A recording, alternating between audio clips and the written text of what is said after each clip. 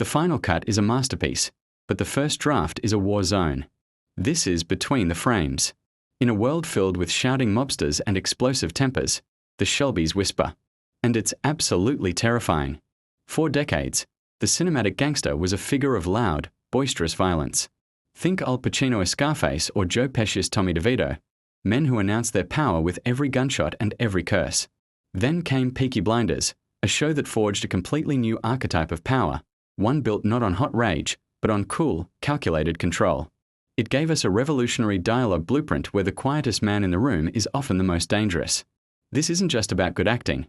It's a meticulously crafted system of sound, silence, and language that turned a family from Birmingham into global icons. How did they do it? How did a whisper become more threatening than a roar? Today, we are deconstructing the Peaky Blinders dialogue blueprint to understand how to sound like a legend. The cornerstone of the Shelby sound is cadence. Their lines are delivered slow, low, and deliberate. Take Tommy Shelby. When he speaks, it's often through gritted teeth, with a voice that seems to crawl up from the very depths of his soul. This isn't just a performance choice by Cillian Murphy. It's a fundamental power play written into the show's DNA.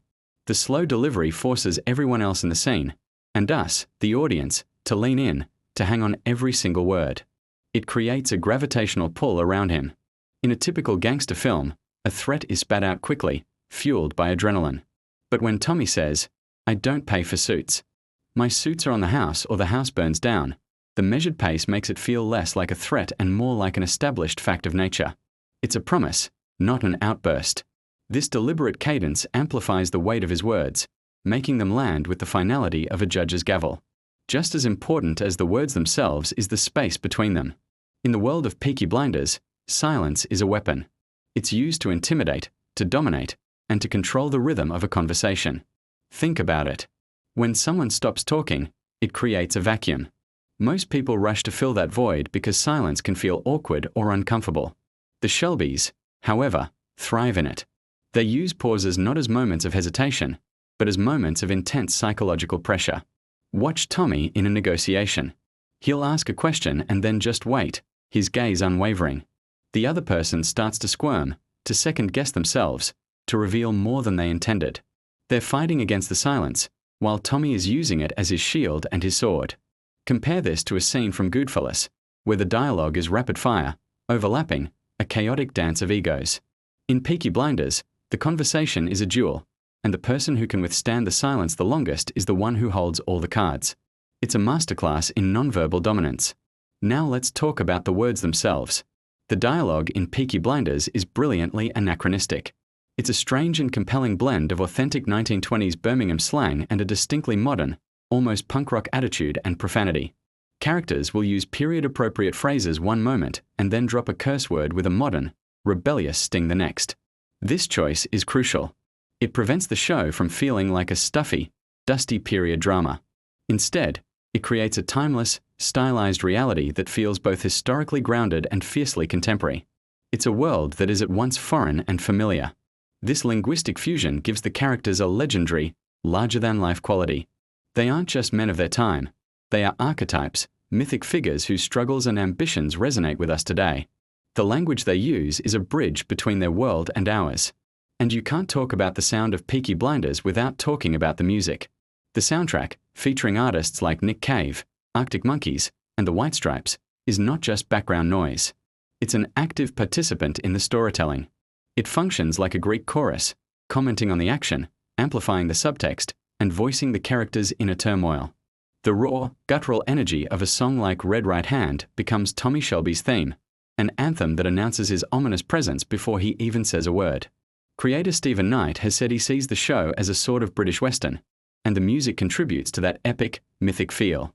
Think of a scene where the tension is building, the dialogue is sparse, and then the music swells. A character delivers a final, devastating line, and the screech of a guitar chord punctuates it like an exclamation point. The music and dialogue are in constant conversation, working together to create a cohesive and powerful emotional experience. It's a sonic landscape where every element is perfectly in tune with the others. This meticulously crafted blueprint transforms simple exchanges into legendary moments. A family meeting in the betting shop isn't just a discussion. It's a strategic summit where power dynamics shift with every word and every glance. and negotiation in a smoky backroom becomes a tense, psychological duel. The dialogue is often sparse, but it's incredibly heavy. Every line is loaded with history, subtext, and unspoken threats. The phrase "by order of the Peaky Blinders" is the perfect example. It's more than just a tagline. It's a brand, a declaration of authority that carries the weight of the entire Shelby empire. It's a lesson in the power of saying less to mean more. In this world, a simple nod, a slow turn of the head, or the adjustment of a cap can be a declaration of war. Let's look at a family meeting scene. Notice how Tommy controls the flow. He speaks less than anyone, yet he directs the entire conversation. Arthur might be loud and emotional, Polly might be sharp and cunning, but Tommy's quiet authority anchors everything. His silences force them to justify their positions, and his carefully chosen words set the agenda. It's a masterful display of how language, or the lack thereof, is the ultimate tool of power. In the end, Peaky Blinders proves that the most enduring form of cinematic power isn't shown with guns and explosions, but earned with words and whispers. Its dialogue blueprint is a masterclass in crafting an iconic, instantly recognizable sound that defines not just a set of characters, but an entire world. It teaches us that true menace doesn't need to shout. True authority is patient. True legends are built on the weight of their words.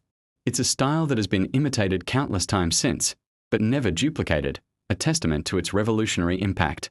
The Shelbys taught the world that the quietest voice can carry the deadliest threat, and that sometimes, the most powerful thing you can say is nothing at all. Thanks for watching. If you want more deep dives into how sound and language build the screen legends we love, make sure to subscribe to Between the Frames. We'll see you next time.